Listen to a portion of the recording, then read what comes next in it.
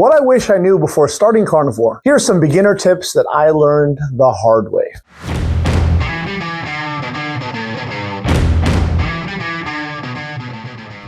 I'm a pastor, an entrepreneur, a world traveler, and a martial artist. But most importantly, I'm a devoted husband and dad with an amazing family. And the older I get, the more I realize the importance of being healthy so that I can be all that I can and should for my family. I haven't always been healthy though. In fact, I've struggled with my weight for a lot of my life.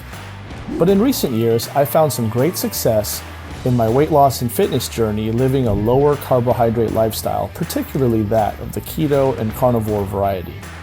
Follow me on my journey as I continue to explore and share the benefits of living the low-carb lifestyle.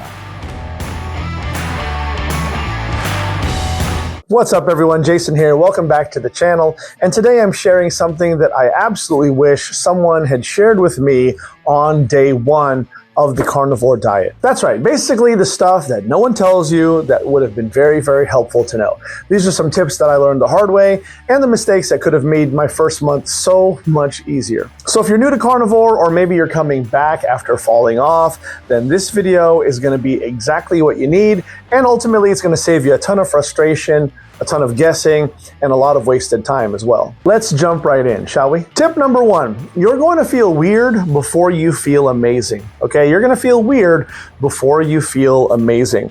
Now, I wish someone told me this, but it's absolutely true. The first 7 to 14 days are not the finish line, right? They're just the beginning. More specifically, they're the detox.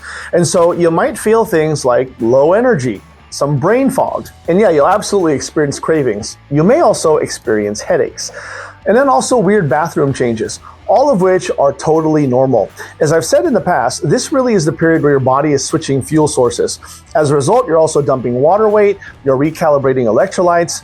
It's really a reset to your system. So when this happens, let me encourage you, don't quit just because of the adaptation phase. Rather, push through it and understand that the mental clarity and the stable energy on the other side is absolutely worth it. Number two, salt is not optional, okay? Salt is not optional whatsoever. And I cannot stress this enough. And not just because I like salt, by the way. If you're feeling awful, 9 times out of 10, you need electrolytes. Things like salt, potassium, magnesium, they're actually your best friends. They should not be your sworn off enemies. Carnivore flushes a ton of water, and with it, minerals. I wish someone told me to add as much as half a teaspoon to a teaspoon of salt to water every single day, maybe even more. And a magnesium supplement at night, not a bad consideration either. Extra salt on meals during the first few weeks are great, all right? It really would have saved me from those early headaches and energy dips. Tip number 3, eat enough fat or you'll crash and burn, okay? You will crash and burn if you don't eat enough fat. I firmly believe it. And here's a big one. Most beginners undereat fat because we've been told for years that fat is the enemy. But on carnivore, fat is literally your fuel source, so don't do away with it. I dare say that if you only eat lean meat, then you will feel hungry, you will feel tired. You'll also have cravings, and you'll think that this whole carnivore thing isn't working.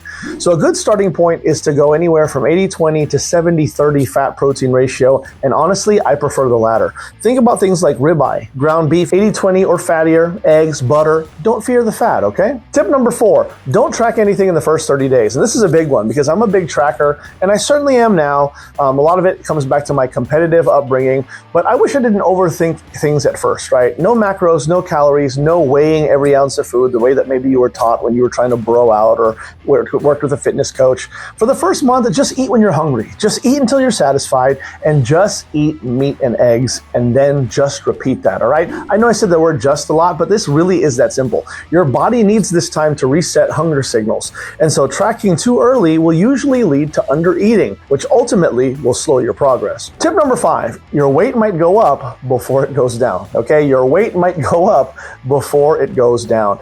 This right here would have been great to know because a lot of beginners panic when the scale doesn't drop immediately, especially when you hear about all the testimonials of people losing weight.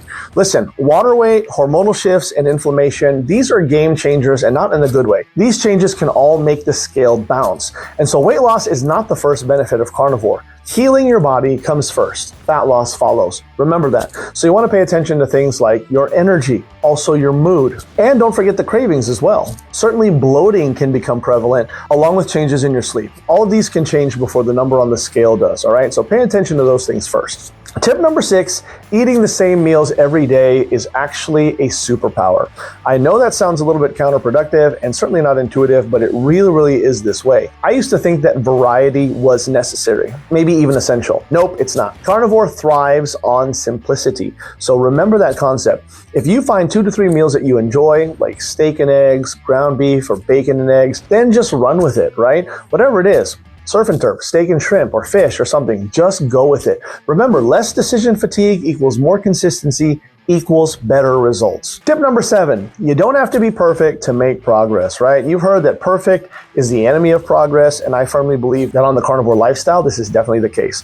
One mistake that I have made in the past is that thinking that carnivore was all or nothing.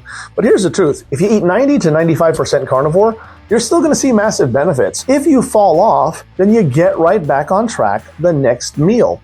No guilt, no drama, no I blew it so I'll restart Monday.